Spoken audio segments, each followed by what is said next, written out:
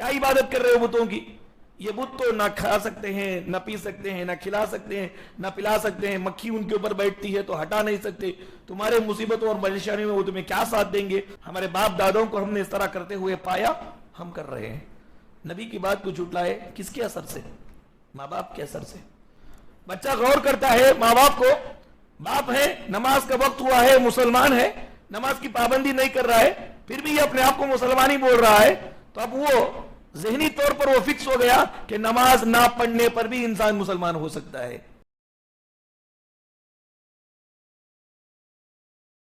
فإن خير الحديث كتاب الله وخير الهدي هدي محمد صلى الله عليه وسلم وشر الأمور محدثاتها وكل محدثة بدعة وكل بدعة ضلالة وكل ضلالة في النار۔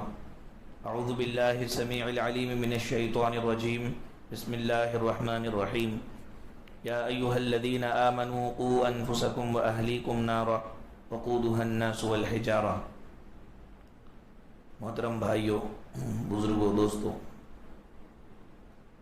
ہر قسم کی تعریف و توصیف، بڑائی اور بزرگی اس پروردگار کے لیے ہی لائق و سزاوار ہے جو سارے جہانوں کا تنہا پالنہار ہے۔ درود و سلام نازل و جیو اللہ رب العالمین کے بھیجے ہوئے سارے نبیوں پر، خاص کر ہمارے آخری نبی حضرت محمد مصطفیٰ صلی اللہ علیہ وآلہ وسلم پر، جنہوں نے اس دین اسلام کو امانت کے ساتھ ساری دنیا تک پہنچا دیا۔ محترم بھائیوں، آئیے کچھ دیر بیٹھیں، ایمان تازہ کریں تاکہ نیک عمل کرنے کا جذبہ دل میں پیدا ہو اور نیک اعمال کے ذریعے سے دنیا اور آخرت کے اندر ہم کامیاب بنیں۔ محترم بھائیوں، حقیقی بات یہ ہے، یہ ٹاپک تھوڑا غور سے اگر آپ سنیں گے تو فائدہ ہوگا۔ اوپر سے باتیں جائیں گی، کچھ مشکل باتیں اندر ہیں، لیکن سمجھنے والوں کے لیے آسان ہے۔ بات یہ ہے کہ اس دنیا کے اندر کسی بھی انسان کا عمل اس کی زندگی تک محدود نہیں ہے۔ کوئی بھی کچھ کام کرے تو بس اپنی زندگی کے حد تک ہی وہ عمل کر رہا ہے، اس کے عمل سے کسی کو نقصان نہیں ہے، کسی کو فائدہ نہیں ہے، ایسا نہیں ہے۔ انسان کے ہر عمل سے دوسروں کو فائدہ بھی ہوتا ہے، نقصان بھی ہوتا ہے۔ کسی کا عمل دنیا میں محدود نہیں ہے، بلکہ اس کا اثر دوسروں پر پڑتا ہے۔ اسی لیے آپ دیکھیں کہ اسلام میں نیک کام کرنے والے کی اہمیت ہے۔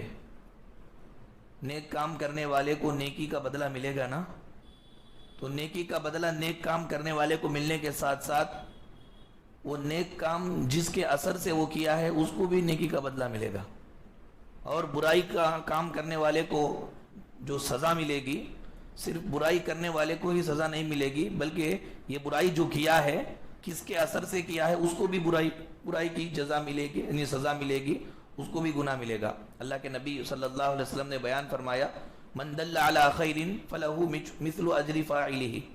کوئی آدمی خیر کی طرف اگر کسی کی رہنمائی کرتا ہے، کوئی آدمی کسی آدمی کو اچھائی کی طرف راستہ دکھاتا ہے، وہ آدمی اچھائی کی طرف چل کر کے جاتا ہے، نیکی کماتا ہے، تو نیکی کمانے والے کو جتنا ثواب ملتا ہے اتنا ثواب راستہ بتانے والے کو بھی ملتا ہے۔ دیکھیے اس کا اثر اس پر پڑا، اس نے نیک راستہ بتلایا تو یہ اثر سے اس نے نیک کام کیا۔ ویسا ہی اگر کوئی آدمی برا کام کرتا ہے، بدعت کا کام کرتا ہے، گناہ کا کام کرتا ہے، تو گناہ کا کام کرنے والے کو اللہ رب العالمین گناہ کی سزا دیں گے۔ وہ سزا صرف اس کے لیے ہی نہیں ہوگی، بلکہ گناہ کا راستہ دکھانے والے کو بھی وہ سزا ہوگی۔ معلوم یہ ہوا کہ دنیا کے اندر کسی کا جو کام ہے وہ کام محدود نہیں ہے، بلکہ اس کام کے اثرات موجود ہیں، وہ اثرات پھیلتے ہیں دوسری جگہ پر۔ میرے بھائیوں، ایک اہم بات یہ ہے کہ دنیا کے اندر ہر آدمی اپنی اندرونی جذبات سے، اپنی طبیعت سے دوسروں سے اثرات لیتے رہتا ہے، متاثر ہو جاتا ہے، دوسروں سے متاثر ہو جاتا ہے، دوسروں کے اثرات لے لیتا ہے۔ ایک سال بخیل کے ساتھ رہو گے آپ تو بخالت آپ کے اندر آ جائے گی، کنجوس آدمی کے ساتھ ایک سال رہو گے تو کنجوسی آپ کے اندر آ جائے گی، ایک سال دل کھول کر کے رہنے والے، خرچ کرنے والے آدمی کے ساتھ رہو گے تو اس کا اثر آپ قبول کر لیں گے۔ یہ اثرات ہیں، معاشرے کے اندر برے آدمی کے ساتھ رہو گے تو آپ ڈیفینیٹلی برے بن جائیں گے، یا کم سے کم برے نہ بھی بنے، برائی کو اچھائی کی نظر سے دیکھنے لگیں گے. یہ اثرات ہے. ہر آدمی اندرونی طبیعت کے لحاظ سے دوسروں سے متاثر ہو جاتا ہے، لیکن سب سے زیادہ آدمی کس سے متاثر ہوتا ہے؟ پہلے سب سے زیادہ کس سے متاثر ہوتا ہے؟ کس کا اثر آدمی پر پڑتا ہے؟ اس تعلق سے اگر ہم دیکھیں گے تو سب سے زیادہ آدمی کے اوپر اثر اس کے والدین، اس کے دوست اور معاشرے والوں کا پڑتا ہے. والدین کا اثر سب سے زیادہ آدمی پر پڑتا ہے، ماں باپ کا اثر سب سے زیادہ، کیونکہ کوئی بھی انسان دنیا کے اندر جب آتا ہے تو سب سے پہلے وہ والدین ہی کو دیکھتا ہے، ان کے طور طریقوں کو ہی دیکھتا ہے، اور انہی کے پاس وہ پرورش پاتا ہے، بڑا ہوتا ہے، بولنا سیکھتا ہے، چلنا سیکھتا ہے. تو جانے میں انجانے میں شعوری طور پر غیر شعوری طور پر ان کے عادات اطوار، ان کے عقیدے، ان کی اہمیتیں، ان کی ترجیحات، ان کی منہجیت کو قبول کر لیتا ہے. جانے میں انجانے میں وہ جو کام کرتے ہیں وہ کام کو قبول کر لیتا ہے. یہ سب سے بڑا اور سب سے پہلا اثر ہے انسان پر والدین کا. میرے بھائیوں، اللہ کے نبی صلی اللہ علیہ وسلم نے حدیث کے اندر بیان فرمایا، کل مولود یولد علی الفطرہ، ہر بچہ جو ہے فطرت اسلام پر پیدا ہوتا ہے. ہر بچہ جو پیدا ہوتا ہے اسلام پر پیدا ہوتا ہے. جس طرح انسان کو اللہ نے بنایا نا، تو اس کے کان ہے، آنکھ ہے، اس کا دل ہے، پیر ہے، ہاتھ ہے، سب اللہ نے فسوا فٹ کر دیا سب بھی. ویسے ہی عقیدہ توحید کو بھی اندر اللہ نے فٹ کر دیا. ہمارے اندر عقیدہ توحید ہمارے اندر موجود ہے. ہم کو اللہ تعالیٰ نے ہمیں پیدا کیا، کوئی بھی کچھ بھی نہ بولے، ہم کو یوں ہی کھلاتے رہے، پلاتے رہے، بڑا کرتے رہے. ہم بڑے ہو جائیں گے تو ایک اللہ کی عبادت کریں گے، کیونکہ توحید ہمارے اندر فٹ ہو کے ہے. اللہ تبارک و تعالیٰ نے جس طرح ہمارے ہاتھ، پاؤں، دل، دماغ جیسے دیا، ویسے توحید کو بھی فٹ کر دیا. اللہ کے نبی صلی اللہ علیہ وسلم نے بیان فرمایا، کل مولود یولد علی الفطرہ، ہر بچہ فطرت پر پیدا ہوتا ہے، اسلام پر پیدا ہوتا ہے. لیکن اس کے بعد اللہ کے نبی نے کہا، فَأَبَوَاهُ يُحَوِّدَانِهِ أَوْ يُنَصِّرَانِهِ أَوْ يُمَجِّسَانِهِ، اس کے ماں باپ اس کو یا تو یہودی بنا دیتے ہیں، یا تو نصرانی بنا دیتے ہیں، یا تو مجوسی بنا دیتے ہیں. اس کے ماں باپ بناتے ہیں. یعنی بچہ پیدا ہونے کے بعد ماں باپ کا اثر قبول کر لیتا ہے.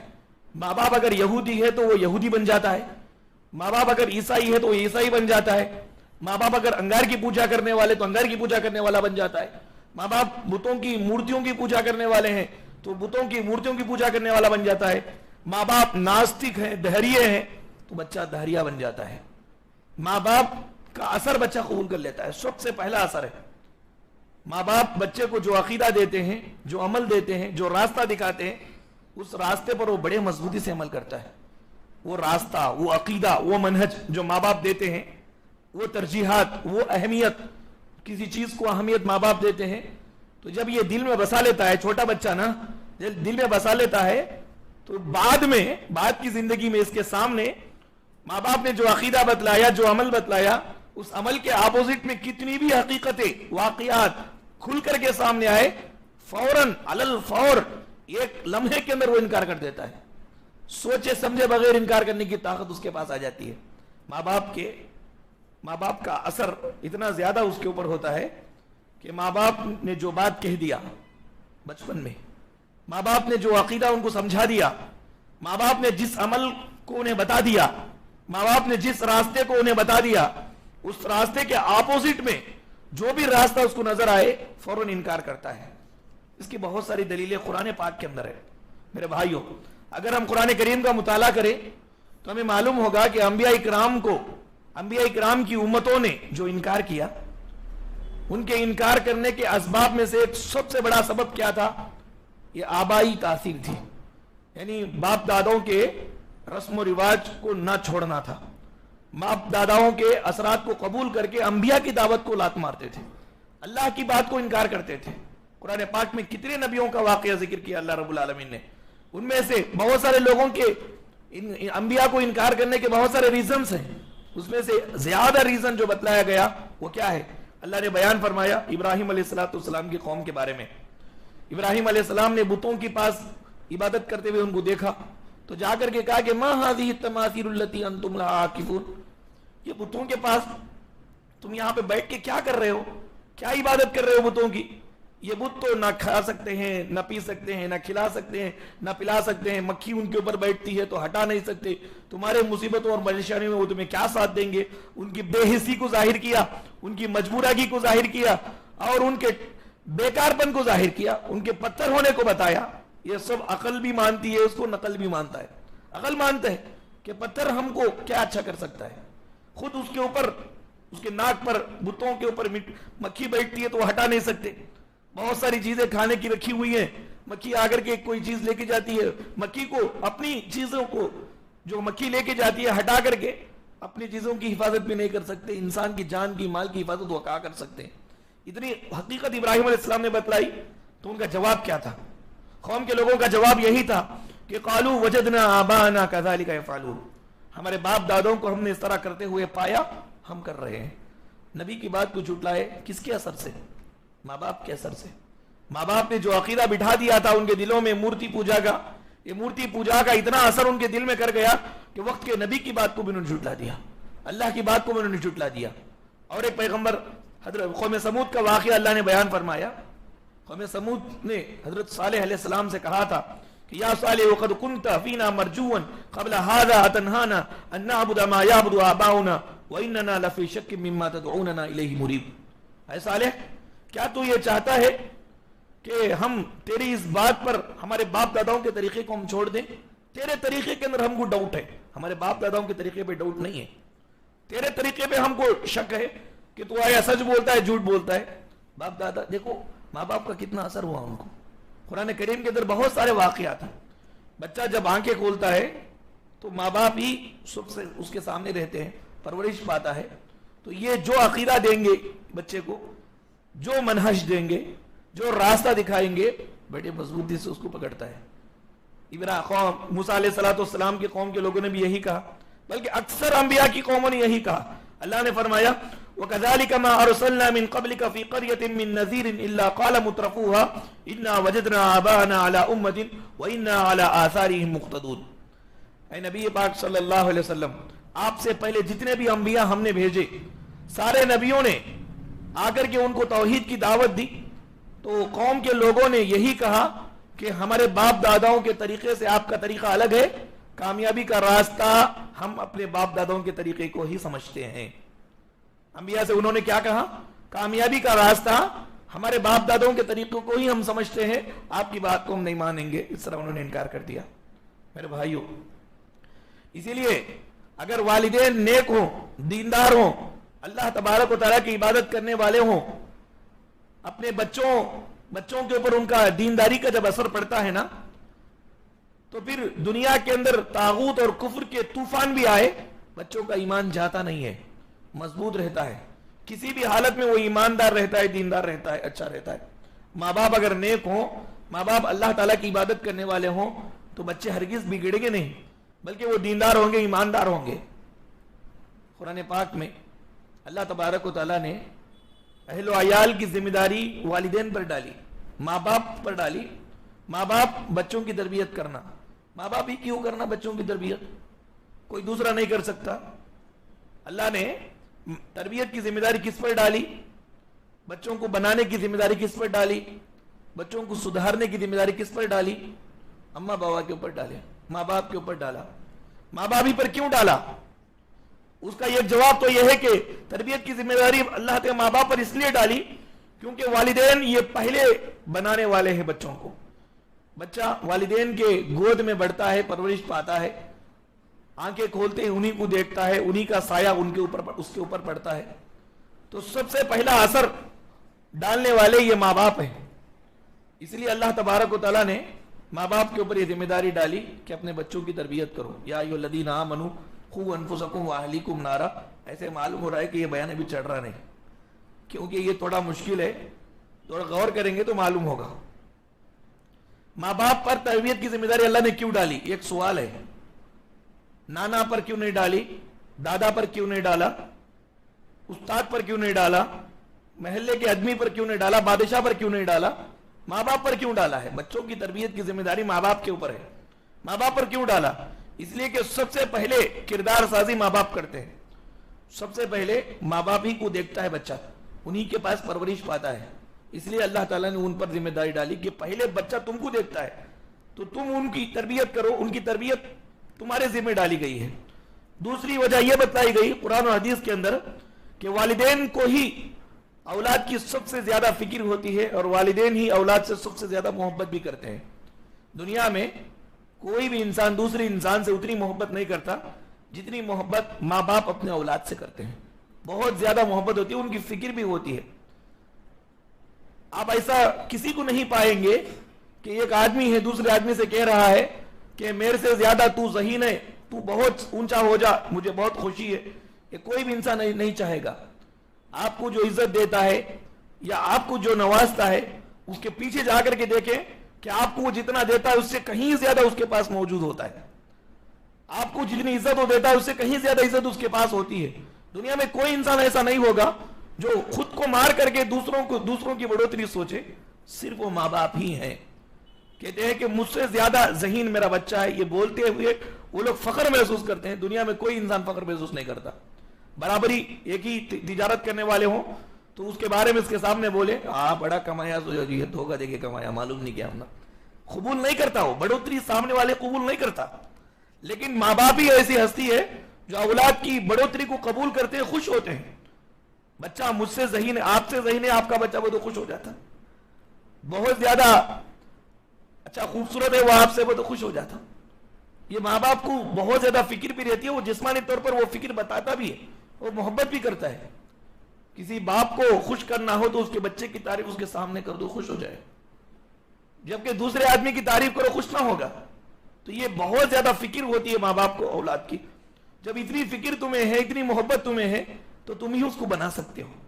تم ہی اس کو بنا سکتے ہو. تمہارے بنانے میں اخلاص رہے گا, اس لیے تمہارے اوپر اللہ نے ذمہ داری ڈالی ماں باپ کے اوپر. دوسرا جواب. اور تیسرا جواب یہ دیا گیا کہ والدین کو اولاد سے امید رہتی ہے, ہوپ رہتا ہے, توقع رہتی ہے.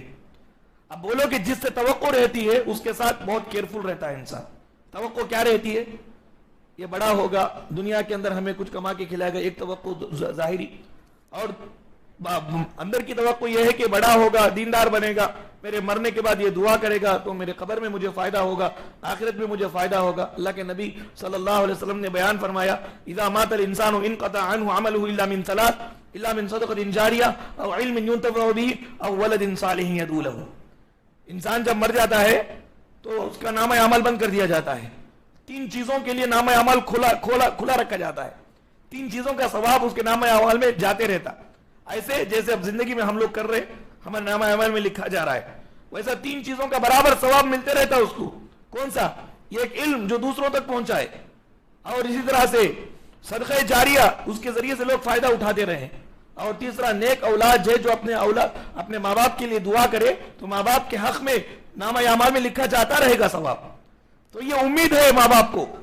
کسی کے بارے میں اللہ نے یہ بات نہیں کہ اللہ کے رسول کے ذریعے سے, صرف اولاد کے بارے میں کہا کہ تمہارے اولاد پر تم توقع رکھ سکتے ہو. نیک اگر ہو گئی اولاد تو یہ ہوپ تم رکھ سکتے ہو کہ یہ اولاد کے ذریعے سے تم کو قبر میں فائدہ ہوگا اور آخرت میں فائدہ ہوگا. تو اولاد کے تعلق سے ماں باپ کو توقع ہوتی ہے کہ میرا بچہ دنیا میں بھی مجھے کھلائے گا پلائے گا بعد میں بڑا ہو کے, اور میرے مرنے کے بعد دعا کر کے میرے قبر میں بھی مجھے فائدہ پہنچائے گا اور آخرت میں بھی مجھے فائدہ پہنچائے گا. جب یہ توقع ہے تو کتنا کیئرفل رہتا ہے. اب ماں باپ ہی اس کی اچھی تربیت کر سکیں گے. اسی لیے اللہ تعالیٰ نے تربیت کی ذمہ داری ماں باپ پر ڈالی, دوسرے آدمی پر نہیں. اتنا حساس کہاں رہتا ہے آدمی, اتنا حساس کہاں رہتا ہے جتنا ماں باپ رہتے ہیں, کیونکہ ساری توقع اس سے جڑی ہوئی ہے. ابھی بولتے نا بھائی یہ چیز تم لے کے جاتے نا, پھر برابر وقت پہ لاؤ, کیونکہ یہ چیز سے بہت کام رہتا ہے مجھے, وہ چیز سے تو میرا کام ہی نہیں ہوتا. اب یہ بچے نہیں ہے تو نہ قبر کی زندگی میں آخرت کی زندگی میں ان کے نام اعمال میں ثواب زیادہ کیسے ہوتا. یہ بچے ہوں تو یہ بڑھتے, کتنا ہوپ ہے بچوں سے, نیک اولاد سے کتنا ہوپ ہے آدمی کو. تو یہ اپنے طور پر یہ بنائے گا, نیک بنائے گا ان کو, کیونکہ اس کے مرنے کے بعد اسی بچے کے ذریعے سے اس کو فائدہ ہونے والا ہے میرے بھائیوں. اس لیے اللہ تبارک و تعالیٰ نے ماں باپ پر ڈالی اولاد کی تربیت کی ذمہ داری, کیونکہ ماں باپ ہی یہ کام کر سکتے ہیں. اس ہوپ کے ساتھ تربیت کرنے کا آسان طریقہ کیا ہے؟ اب دیکھو بچے ہاتھ سے نکل گئے, الگ الگ طریقے سے لوگ باتیں بولتے رہتے ہیں. کسی واعظ کو بلاؤ, نصیحت کرنے والے کو بلاؤ, کوئی کتاب دو اس کو نصیحت کی, اس کے ذریعے سے بچہ اچھا بن جائے, کامیاب بن جائے, دیندار بن جائے, ایماندار بن جائے, سچا بن جائے. لیکن قرآن نے جو اصول بتلایا وہ بہت اہم اصول ہے. قرآن نے اصول کیا بتلایا؟ ماں باپ یعنی بچوں کی تربیت کے لیے, بچوں کو اچھا بنانے کے لیے ماں باپ باعمل با کردار بن جائیں. کیونکہ یہ بچہ اثر جو قبول کرتا ہے اس میں سے ماں باپ کا اثر سب سے پہلے قبول کرتا ہے. ماں باپ باعمل ہے, با کردار ہے, گڈ کیریکٹر والے ہیں, اچھے ہیں, تو سوال ہی نہیں کہ بچہ خراب ہو. معاشرے کا اثر, باہر کے لوگوں کا اثر بعد میں پڑتا ہے اس کے اوپر. سب سے پہلے جو اثر پڑتا ہے ماں باپ کا. آسان اسلوب اپنے اولاد کی تربیت کا یہ ہے کہ خود باعمل بن جائیں, با کردار بن جائیں, اچھے بن جائیں, تو بس اللہ تبارک و تعالیٰ ان کی اچھائی کی وجہ سے ان کے اولاد کو بھی اچھا بنا دیں گے. اب میرے بھائیو, آپ دیکھیں گے ماں باپ کو بچہ غور کرتا ہے, ہمیں معلوم نہیں ہوتا لیکن وہ غور کرتا ہے. کیسے غور کرتا ہے؟ اسلام کے اندر یہ بتلایا گیا کہ کفر اور اسلام کے درمیان فرق کرنے والی چیز یہ نماز ہے. یعنی جو نمازی ہے وہ کافر نہیں ہے, جو نمازی نہیں ہے وہ کافر ہے. یہ تو صاف مطلب ہے اس کا. کفر اور ایمان, اسلام اور کفر کے درمیان میں فرق کرنے والی چیز نماز ہے. یعنی اگر نماز نہ ہو تو آدمی کفر سے مل جاتا ہے, جا کے کافر ہو جاتا ہے. یہ حدیث ہے, آپ نے سنا, گھر میں سنایا. بچہ غور کرتا ہے ماں باپ کو, باپ ہے, نماز کا وقت ہوا ہے, مسلمان ہے, نماز کی پابندی نہیں کر رہا ہے, پھر بھی یہ اپنے آپ کو مسلمان ہی بول رہا ہے, تو اب وہ ذہنی طور پر وہ فکس ہو گیا کہ نماز نہ پڑھنے پر بھی انسان مسلمان ہو سکتا ہے. آپ نے اپنے عمل کے ذریعے سے اس کو تربیت کی, اپنے عمل کا اثر اس کے اوپر ڈالے. آپ نماز نہیں پڑھتے ہیں, اس کا مطلب آپ ہی کو نقصان نہیں. شروع میں بتایا تھا ہمارا عمل صرف محدود نہیں رہتا, ہمارے عمل کا اثر ہوتا ہے. اگر ہم نماز نہ پڑھے ہو, نماز نہ پڑھنا یہ برا عمل ہے. اب یہ برے عمل سے اثر کیا ہوتا ہے؟ بچہ لے رہا ہے اس کو. کیا لے رہا ہے؟ میرے ابا نماز نہ پڑھ کے بھی مسلمان ہے, اس کا مطلب یہ ہے کہ نماز نہ پڑھے تو بھی کچھ بھی نہیں ہوتا. اب دیکھو کتنی, اب لمبی چوڑی تقریر کر لو آپ نماز نہ پڑھنے والوں کے بارے میں, وہ جتنی وعیدیں ہیں ساری وعیدیں لا کے اس کو سکھا دو. کردار سے آدمی جو دعوت دیتا ہے, کردار کی دعوت بہت اہم ہوتی ہے, بہت قبول ہو جاتی ہے زبانی دعوت سے. ایک آدمی 3 گھنٹے تقریر کرے دھوکے کے بارے میں, دھوکے کی برائی کے بارے میں, دھوکہ نہیں دینا کسی کو بول کے. حالت ایسی ہے کہ باہر نکلتے ہی یہ خود دھوکہ دینے والا ہے, یا خود دھوکہ دے کے آیا ہے اور سارے لوگوں کے سامنے بیٹھ کے چلا کے تقریر کر رہا ہے کہ دھوکہ حرام ہے, دھوکہ حرام ہے. اتنا تو بھی لوگ اس کی بات کو اثر لیں گے, اتنا تو لیں گے اثر.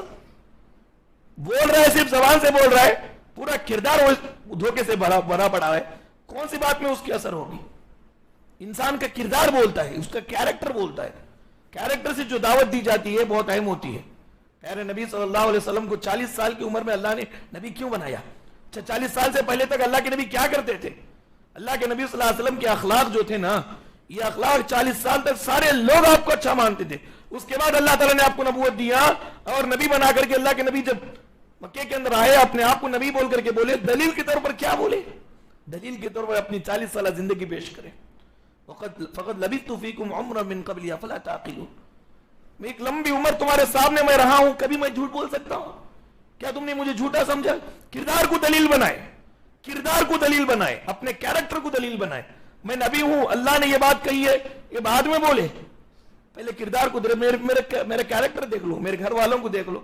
کسی بھی آدمی کو جا کے پوچھ لو میرے بارے میں غلط ہوں کیا, جھوٹا ہوں کیا, میں خائن ہوں کیا کہ میں تم کو جھوٹ بولوں, تم سے میں فائدہ اٹھاؤں؟ انسان کا کردار اہم ہے. اب یہ ماں باپ کردار سے, عمل سے یہ ثبوت دیتے ہیں کہ بیٹا نماز اہم نہیں ہے. اب وہ لے لیا, اب اس کے سامنے 1000 دلیلیں بھی آپ لا کے پیش کرو کہ تم نماز ضرور پڑھنا ہے, 5 وقت نماز کی پابندی کرنا ہے, ورنہ کافر ہو جاؤ, کہ اثر نہیں لگا ہوا, کیونکہ اب آپ نے عملی طور پر اس کو دے دیا ثبوت. عملی طور پر آپ بتا دیے کہ نماز نہیں پڑھنے سے بھی انسان مسلمان رہتا ہے. میرے بھائیوں, تو اس کا آسان طریقہ یہ ہے کہ ہم باعمل بن جائیں, ہم با کردار بن جائیں. ہم جس کام کو شریعت نے بہت ہی زیادہ بھیانک کہا ہے, اس کام کی بھیانکی کو ہم اس کے سامنے بتائیں. اتنا بھیانک کام ہے یہ, شرک بہت خطرناک گناہ ہے, بدعت یہ بہت خطرناک برائی ہے. ہم اس کے سامنے بتائے تو دیکھا کہ باپ کی نظر میں یہ چیز کی اہمیت کتنی خطرناک ہے. اتنا خطرناک ہے اپنے آپ کو وہ چیز کو سمجھے گا نہیں. میری بات سمجھ میں آتی ہے؟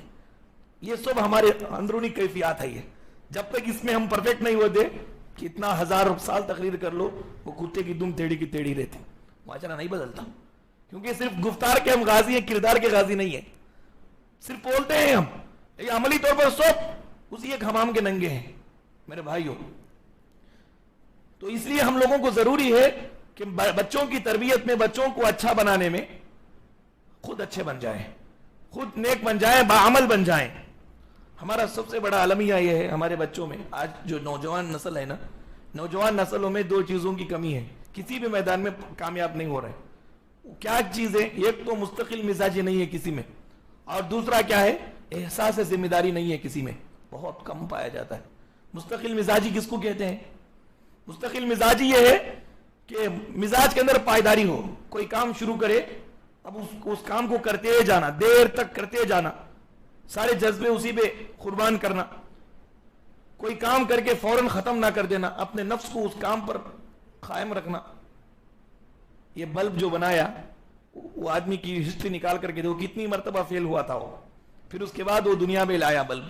بڑے بڑے جتنے بھی کام ہوئے ہیں وہ بہت مرتبہ ناکام ہونے کے بعد کامیاب ہوئے ہیں. آج ہمارے نوجوان کیسے ہیں؟ ان کے اندر مستقل مزاجی نہیں ہے. ایک کام شروع کرتے ہیں, اس میں فائدہ دکھتا نہیں ہے, تک کو چھوڑ دی, دوسرے کام پہ آ گئے. 50 سال 20 سال ہو گئے, 30 سال ہو گئے. کسی بھائی سے مجھے کیا کام کرتے ہیں بھائی؟ آپ کا کام یا میرے اصل کے کام بولنا بولتے ہیں. کتنے کام کر کے آیا ہے وہ, ایک میں بھی سیٹ نہیں ہوا. کیوں سیٹ نہیں ہوا؟ اس میں فائدہ نہیں ہے, اس میں فائدہ نہیں ہے, اس میں فائدہ نہیں ہے. نہیں ہے, آپ کے اندر مستقل مزاجی نہیں ہے. کسی ایک کام کو آپ استخارہ کے ذریعے سے چوائس کرو, استخارہ کرنے کے بعد چوائس کر کے اس کام پہ ڈٹ جاؤ. نقصان آیا تو برداشت کرو, فائدہ آیا تو برداشت کرو, بس اس میں جم جاؤ. یہ مستقل مزاجی آج کے نوجوانوں میں نہیں ہے. آپ دیکھیں بھورا بھورا پھرتے ادھر ادھر ادھر ادھر ادھر ادھر, ذہن کو ٹینشن ڈپریشن میں, ادھر کام, یہ کام, وہ کام, وہ کام. مستقل مزاجی نہیں ہے. یہ سب سے بڑی کمی ہے آج ہمارے نوجوانوں کے اندر. یہ کمی کہاں سے آئی؟ اور احساس ذمہ داری نہیں. کوئی ذمہ داری لے لیے, وہ ذمہ داری کا احساس نہیں. ذمہ داری کے اندر مجھے کیا کام کرنا ہے, یہ ایک ذمہ داری, ایک ریسپانسبلٹی میرے اوپر ڈالی جا رہی ہے.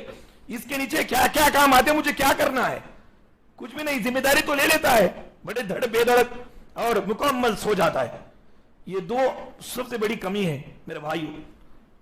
مستقل مزاجی انسان کے اندر کیسے آئے گی؟ یہ ماں باپ کے اندر ہے تو مشق سے آئے گی. ماں باپ خود مستقل مزاج نہیں ہے تو بیٹوں میں مستقل مزاجی کہاں سے آئے گی؟ 2 دن 4 دن ایک کام کیا, فائدہ نہیں دیا, خود چھوڑ دیا, پھر دوسرے کام پہ چلا گیا. وہ ایک کام, جب آپ کام شروع کیے ہیں تو اس کے اندر نشیب و فراز آتے ہیں, اتار چڑھاؤ ہوتا ہے. ہمیشہ فائدے میں رہیں گے ایسا کوئی اصول ہے دنیا کا؟ آپ کو نقصان نہ ہو ایسا کوئی اصول ہے؟ نقصان کو بھی برداشت کرنا پڑتا ہے, فائدے کو بھی لینا پڑتا ہے, تب جا کے یہ مستقل مزاجی آپ کا ایک نام آتا ہے. آپ ایک نامور بنیں گے, ایک کسی کام کے اندر ماہر بنیں گے. آپ بڑے بڑے کام جو بھی کیے ہیں نا, آپ جا کے دیکھ لیجئے ان کو. ہمارے سلف میں ایک آدمی تھے, وہ پڑھنے کے لیے گئے تو ان کو علم چڑھتا نہیں ہے. بہت مرتبہ پڑھنے کی کوشش کی, چڑھتا نہیں ہے, تھک گئے. تھک کے اب پیٹی لے کے اب نکل کے آ گئے. جاتے جاتے راستے میں ایک درخت ہوتا, درخت کے نیچے تھوڑی دیر آرام کرنے کے لیے پڑھنے کے بعد دیکھا کہ وہ ایک چونٹی ہے, چونٹی اوپر جا رہی ہے پھر گر رہی ہے. درخت کے میں اوپر جا رہی ہے پھر گر رہی ہے. 2 مرتبہ 3 مرتبہ گئی. میرے حال اس نے 4تھی مرتبہ وہ چڑھ لیا اوپر. اس کے بعد انہوں نے دیکھا کہ یہ ٹیاب ہے, ٹیاب کے نیچے پتھر ہے, ٹیاب میں سے پانی کے ڈراپ پڑ رہے نیچے. غور سے دیکھتے رہے, ایسے سوچتے تو وہ ڈراپ پانی کے پڑتے پڑ کر کے یہ پتھر جو ہے نا ذرا کھودے چل گیا. ایسا کھودے چل گیا. دوسرے وہ پتھر کے دوسرے جگہوں سے وہ جگہ تھوڑا گنٹا ہو گیا. تو بس یہی 2 چیزوں کو انہوں نے دیکھا اور پیٹی لیے اندر گئے, مدرسے کو پھر گئے. جا کر کے اب خوب محنت کرنا شروع کیے. بہت بڑے عالم بنے. ان کو پوچھا گیا کہ تم کو کس چیز نے پھر دوبارہ علم حاصل کرنے پر آمادہ کیا, اتنے بڑے عالم تم بن گئے؟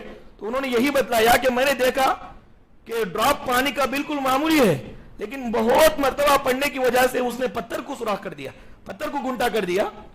تو بالکل نازک چیز ہے, مضبوط چیز کو گنٹا کر گئی. اس کا مطلب یہ ہے کہ ایک بار مجھے نہیں آیا, 10 بار پڑھوں گا, 100 بار پڑھوں گا, 200 بار پڑھوں گا, 300 بار پڑھوں گا, جب تک نہیں آتا اس وقت تک پڑھتا رہوں گا، یہ میں نے ٹھان لیا.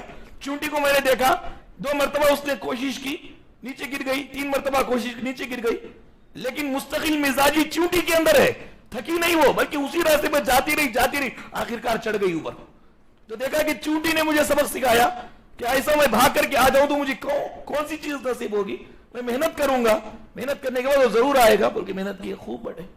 یہ مستقل مزاج آج ہمارے نوجوانوں میں نہیں ہے. یہ کام میں ذرا مشکل بنایا تو چھوڑ دو اسے.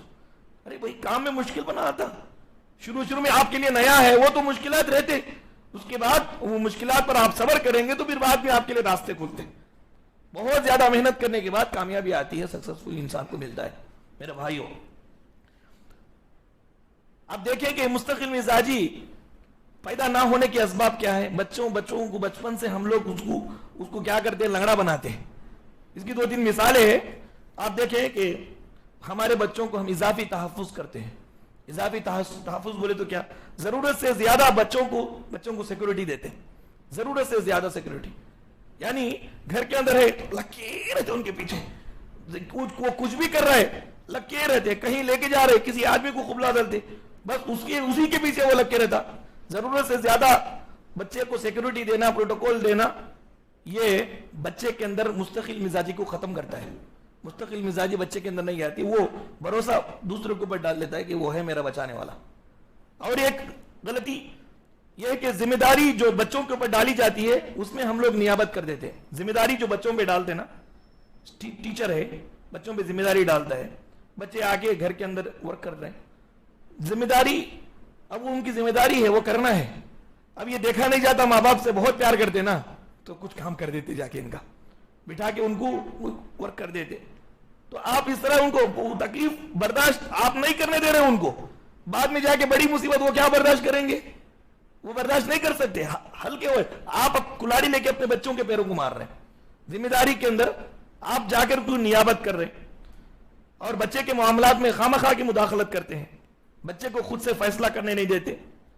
یعنی کوئی معاملہ آیا بچے کے اندر، خود بچہ کچھ پریشان ہے، اس موقع پر فوراً اس کا حل ہم لوگ بتا دینا، یہ مستقل مزاجی کو ختم کر دیتا ہے. ٹھیک نا؟ اب یہ آپ کو ایسا ہوا نا ماں، تمہیں کیا کرتے ہیں اس میں، ان سے پوچھیں، وہ فیصلے کی طاقت ان کے اندر پیدا کریں. ڈائریکٹ ہم ہی اس کا حل بتا دیے تو یہ بچے کی مزاج کو ہم مستقل مزاجی سے ختم کر رہے ہیں. کچھ بھی معاملہ آیا، پیش آیا، پریشانی بچے کو آئی، کچھ دیر صبر کریں. وہ کیا کرتا ہے دیکھیں، اللہ تعالیٰ نے اس کے اندر وہ چیز رکھا ہے. ہم کیا کرتے ہیں، اس کے اندر کی چیز کو ہم دباتے ہیں، ہم خود فیصلہ کر دیتے ہیں اس کے تعلق سے. اس کی وجہ سے بھی بچے کے اندر یہ مستقل مزاجی کم ہو جاتی ہے، ختم ہو جاتی ہے.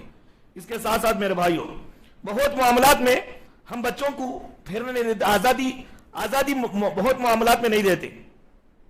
کیسے؟ آپ دیکھیں کہ بچہ کسی سے الجھتا ہے، چھوٹا بچہ ہے، یہ بہت اہم چیز ہے. چھوٹا بچہ کسی سے الجھتا ہے، لڑتا ہے تو فوراً بڑا آدمی اس میں داخل ہو جاتا ہے. چھوٹے بچے کو کوئی دوسرا آدمی مار رہے نا، فوراً الجھ جائے، کئی کو مارتے اسے، وہ بچے کو، اب یہ بچہ وہ بچہ، یہ دونوں لڑ رہے نا، تو اب یہ کیا کرتا ہے اس کو دیکھنا چاہیے. وہاں پہ اب اپنا دفاع کیسا کر لیتا، یہ ہمارے اندر نہیں ہے. فوراً ہم وہاں پہ رہتے ہیں تو دبا دبی کر دیتے ہیں بات کو. اب وہاں پہ دونوں کے اندر بحث و مباحثہ ہو رہا ہے، ایسے موقع پر ہم کو دیکھنا چاہیے ہمارا بچہ اس موقع پر کیا کرتا ہے. اس کو آزاد چھوڑیں، وہ الجھ رہا ہے، الجھنے دے اس کو. یہ چھوٹے بچوں میں ہونے والی چیزیں، الجھنے دے اس کو، آخر کیا کرتا ہے وہ. اب کوئی اس کو لڑ رہا ہے، کوئی اس کو مار رہا ہے تو اس موقع پر اس کو کیا کرتا ہے، فوراً ہم دفاع کر دیا آگے. اب دفاع کرے تو کیا ہوا، چھوٹے بچے کو مار رہا ہے، دفاع بڑا آدمی کر رہا ہے جا کے. تو اب یہ بچے کے ذہن کے اندر بات آ گئی کہ میرا بڑا آدمی ہے، اب یہ اپنے اندر کی ذمہ داری کھو گیا، اب مستقل مزاجی کھو گیا. اب اس کے اوپر اپنے اوپر اس کا بھروسہ کچھ نہیں ہے، میرا بڑا ہے، ایسا یہ سمجھ لیا، ہمارے اوپر اس نے ذمہ داری ڈال دی، خود الگ ہو گیا. اس کے ساتھ ساتھ میرے بھائیوں، بچے کو یہ احساس ہونے دینا کہ ماں باپ کو آپ کی بہت فکر ہے. بچے کو اگر یہ احساس بھی ہو جائے کہ اماں بابا میرے بارے میں بہت سوچتے ہیں، تب بھی بچہ مستقل مزاجی کھو دیتا ہے. بار بار یہ بولتے ہیں نا بیٹا کتنا ہمیں معلوم، تو میرے نزدیک بہت زیادہ فکر رہتی ہے تمہاری. اس طرح بچے کے سامنے یہ باتیں بولے نا تو وہ بعد میں مستقل مزاجی اس کی ختم ہو جاتی ہے، احساس ذمہ داری ختم ہو جاتا ہے. وہ منٹلی وہ یہ فکس ہو جائے گا کہ میری فکر کرنے والے بہت لوگ ہیں، میری فکر اب مجھے کرنے کی ضرورت نہیں ہے. اس لیے بچوں کی فکر دل میں ہونی چاہیے، لیکن جس وقت وہ آئے معاملہ کرتے ہو تو ان کو خود ڈانٹنا چاہیے، ان کو بتانا چاہیے کہ اب تیرا معاملہ ہے، تو ہی اس کو حل کرنا ہے. ایسا اگر ہم کریں گے تو مستقل مزاجی اور ذمہ داری کا احساس ان کے اندر آئے گا. وہ بھی ہم ہی کر لیتے ہیں میرے بھائیوں. اسے پتا چلا کہ مستقل مزاجی ان کاموں کے کرنے کی وجہ سے، ماں باپ کی ان غلطیوں کی وجہ سے مستقل مزاجی بچوں میں ختم ہو جاتی ہے. مستقل مزاجی اگر نہ ہو تو بچے کیا کام کرتے ہیں، یہ ناکامی کے کام. جیسے معمولی کام بھی بچہ کر نہیں پاتا، بولے طہارت کو جاؤ تو میں اکیلا نہیں جاتا ہوں، کپڑے پہن لو نہیں پہنتا ہوں، تمہیں بنا بولتے ہیں. اپنے خود کام اس کو کرنے دیں، وہ بچہ ہے. اگر وہ اپنے کام نہیں کر لے گا تو بعد میں اس کے ماں باپ اس کے ساتھ کب تک رہیں گے؟ اس کو کرنے دینا ہے. بچہ اگر بولتا ہے تو سمجھ جانا چاہیے کہ یہ کمی ہے، اس کو دور کریں. بچہ خود اپنے کام دوسروں سے کروا رہا ہے، وہاں پہ وہ کام نہ کریں بلکہ اپنا کام اس کو کرنے دیں. یہ مستقل مزاجی ختم کرنے والی چیز ہے. اس کے ساتھ ساتھ میرے بھائیو، جدید حالات میں بچہ ایڈجسٹ نہ ہوتا ہو تو یہ بھی مستقل مزاجی کی کمی ہے. مدرسہ گیا، وہاں کا ماحول اچھا نہیں لگا تو فوراً باپ کو روتے ہوئے بول دیا کہ مجھے یہاں اچھا نہیں لگتا ہے.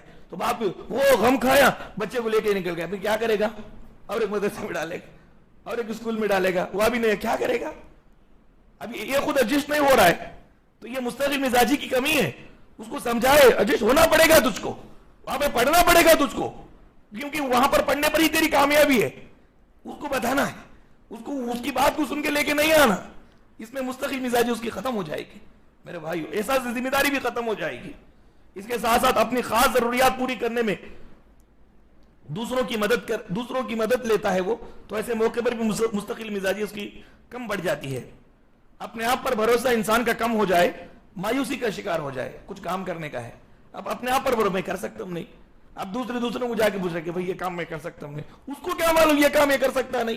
خود اس کا نفس بولے گا یہ کام میں کر سکتا ہے نہیں. اپنے اندر حوصلہ پیدا کرے، اپنے اندر بھروسہ پیدا کرے کہ یہ کام اسے ہو سکتا ہے، میں کروں گا. اللہ تعالیٰ کی مدد میرے ساتھ شامل حال رہے گی. استخارہ کے ذریعے سے، اللہ کی مدد کے ذریعے سے میں کام کروں گا، میں کر سکتا ہوں. اس طرح اپنے اندر انسان کو حوصلہ پیدا کرنا چاہیے.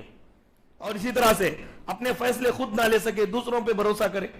یہ بھی مستقل مزاجی ختم کرنے کا ایک ذریعہ ہے. کوئی بھی فیصلہ، انسان کو اللہ نے طاقت دی ہے، اپنے آپ کے بچاؤ کے لیے طاقت دی ہے. تو یہ چھوٹے بچوں کے اندر، بڑے بچوں کے اندر یہ چیزیں پائی جاتی ہیں میرے بھائیوں.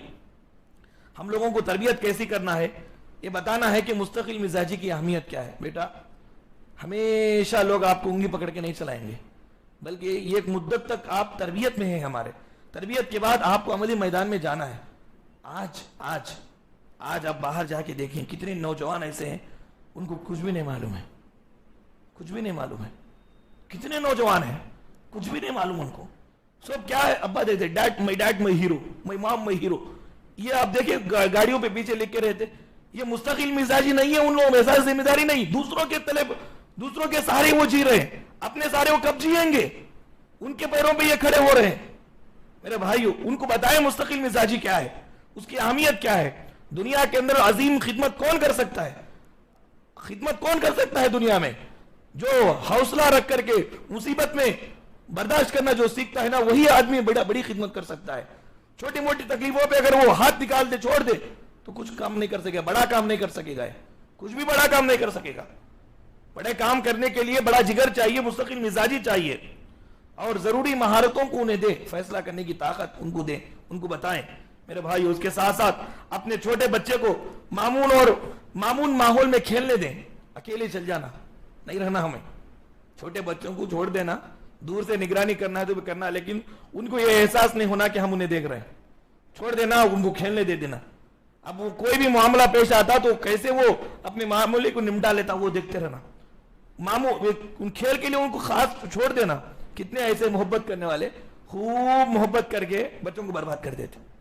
علامہ اقبال نے ایک شعر لکھا، اس کے اندر انہوں نے یہ بتلایا کہ ایک ماں تھی، اس نے خواب دیکھا. خواب کیا دیکھا؟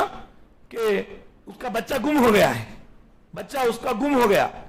اب یہ راستوں میں، صحراؤں میں، جنگلوں میں بچے کو ڈھونڈنے کے لیے چلی تو کہیں نہیں ملا.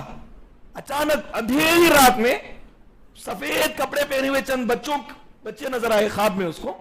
تو فوراً اس نے جا کر کے سامنے دیکھا تو چھوٹے چھوٹے پیارے پیارے بچے تھے، ان کے ہاتھوں میں دیا تھا، موم بتی تھی. اب یہ سارے کے سارے بچوں کے ہاتھوں میں موم بتی جل رہی ہے.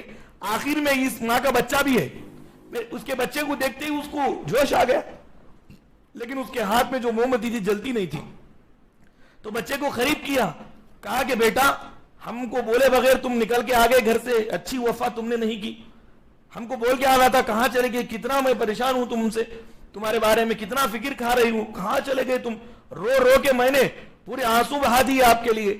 تو بچہ خاموش سن سن کر کے آخر میں کیا کہا معلوم ہے؟ وہ دیا دکھا کر کے کہنے لگا تو سوچتی ہے اسے ہو گیا ہے کیا، تیرے آنسو نے بجھا دیا ہے اسے، تو روئی فکر میں محبت میں تو یہ بجھا دیا۔ اتنا زیادہ محبت بچوں سے، اتنا زیادہ محبت، یہ اندھی محبت انسان کو برباد کر دیتی ہے۔ اندھی محبت کر کر کے ذرہ بھی ان کے اوپر ذمہ داری ڈالے بغیر، ان کو تکلیف ہوئے بغیر پال دے، ایسے معلوم ہوتا ہے کہ اب ہمیشہ یہ ساتھ رکھ کر کے رہیں گے، انتقال ہو جاتے یہ باہر پڑ جاتے، وہ انتقال ہو گئے، کچھ ٹیلنٹ نہیں، کچھ صلاحیت نہیں، منگلینا سے باہر پڑ گئے۔ ایسا بچوں کو کر کے چھوڑیں گے؟ ایسا بنائیں گے؟ ان کے اندر مستقل مزاجی عادت ڈالی ہے، احساس ذمہ داری ڈالی ہے ان کے اندر۔ میرے بھائیوں، اس طرح کی بہت ساری چیزیں ہیں۔ اپنے بچوں کے سامنے اپنے توقعات کو ظاہر کرنا۔ توقعات کیا ہے بیٹا؟ آپ ہمارے مستقبل ہو، یعنی تمہارے واسطے میرا مستقبل پورا بندھا ہوا ہے، میرے لیے دعا کرو کہ تم نیک بنو بیٹا، آخرت کے لیے میں تم کو تیار کر رہا ہوں، خبر کے لیے میں تم کو تیار کر رہا ہوں۔ ان کو سامنے ظاہر کرنا ہے بات، اس طرح ظاہر کریں گے تو اس کے ذہن کے اندر احساس آئے گا، غلط کام کرنے جائے گا تو ابا میرے اوپر ایسا بھروسہ رکھ لیے ہیں، میں ایسا کروں تو کیسا رہے گا، فوراً وہ صحیح ہو جائے گا۔ اپنے توقعات جو ہے اس کے اوپر ہم ظاہر کریں، کچھ ذمہ داری دیے تو ہم صبر کریں۔ یہ بچہ ہے، وہ بدلنا کوئی معمولی چیز نہیں ہے، فوراً ذمہ داری دے دیتے ہی فوراً کر دینا بول کر کے نہ سوچیں، صبر کریں، اس کو کرنے تک صبر کریں۔ میرے بھائیوں، اگر وہ پہلی مرتبہ کچھ کام کیا ہے، غلط ہی کیا ہے، لیکن غلط کرنے پر بھی آپ اس کی کوشش کو دیکھیں، اس کو تنقید کر کے اس کے دل کو چھوٹا نہ کریں۔ کچھ بھی کیا ہے، وہ کچھ بنایا ہے، کچھ کیا ہے، تنقید نہ کرے، کامنٹ نہ کرے، بلکہ اس کو ہمت افزائی کرے۔ اور اگر وہ آپ کی مدد کیا ہے تو آپ انعام دے اس کو، وہ مدد کو یاد رکھے، بار بار اس کا ذکر کرے۔ تمہیں ایک مرتبہ میری مدد کرے، معلوم ہے میں بہت خوش ہو گیا ہوں وہ ٹیمپو کو، ایسا تم مدد کرتے رہتے نا تو مجھے بہت خوشی ہوتی رہتی۔ ایسا بچوں کے ذہن کے اندر مثبت سوچ کو ڈالنا چاہیے۔ میرے بھائیوں، یہ چند چیزیں تھیں۔ بچوں کو اندر مستقل مزاج آج نہیں ہے اور ذمہ داری کا احساس بھی نہیں ہے۔ یہ ماں باپ تربیت کے دوران میں ہی یہ کام کریں گے تو یہ بچے بعد میں جا کر کے معاشرے کے لیے، گھر والوں کے لیے ایک مضبوط سہارا ثابت ہوں گے، ورنہ یہ بچوں سے کوئی امید نہیں ہے۔ آج ماں باپ اتنا لاڑو پیار سے بچوں کو پال دے، باپ کا انتقال ہو گیا، ماں بولتی یہ بچہ ہے، نام کا بچہ، بھائی کیا ابھی کام کریں، اس کو کیا بھی سکھائش نہیں، محبت میں باپ چل مر گیا۔ اب یہ بچہ ہے، پیروں پہ کھڑا بھی نہیں ہوتا ہے، ہم کو کھلانا دور کی بات، یہ بچہ خود پیر پہ کھڑا نہیں ہو سکتا ہے۔ ایسی نوبت ہم لا دیتے زیادہ محبت کر کے۔ میرے بھائیوں، بچوں کی تربیت اللہ نے ماں باپ کی ذمہ ڈالی، اس لیے کہ ماں باپ بڑے فکر مند ہوتے ہیں، محبت کرتے ہیں، تو بچوں کے تعلق سے بچوں کو معمولی نہ سمجھے۔ بچے اللہ کا بہت بڑا انعام ہے، اتنا بڑا انعام ہے کہ انبیاء نے ان کے لیے دعائیں کی ہے، بچوں کے لیے انبیاء نے دعائیں کی ہے۔ اللہ تعالیٰ سے دعا ہے کہ رب العالمین ہم تمام لوگوں کو اولاد کی نعمت کو پا کر صحیح طور پر ان کی تربیت کرنے کے لیے خود کو اچھا بننے کی توفیق عطا فرمائے۔ اللہ تعالیٰ جب تک دنیا فانی میں ہمیں زندہ رکھے، ایمان اور اسلام کی حالت میں زندہ رکھے، جب خاتمہ ہو تو بالخیر ہو۔ اللہ تعالیٰ ہم تمام لوگوں کو قبر کے عذاب سے بچائے، جہنم کے عذاب سے بچائے۔ جتنے بھی لوگ ایمان کی حالت میں ہم سے سبقت کر چکے ہیں، ان تمام لوگوں کو عذاب قبر اور عذاب جہنم سے بچائے۔ آمین۔ وآخر دعوانا ان الحمدللہ رب العالمین۔ سبحانک اللہم و بحمدک، اشہد ان لا الہ الا انت، استغفرک و اتوب الیک۔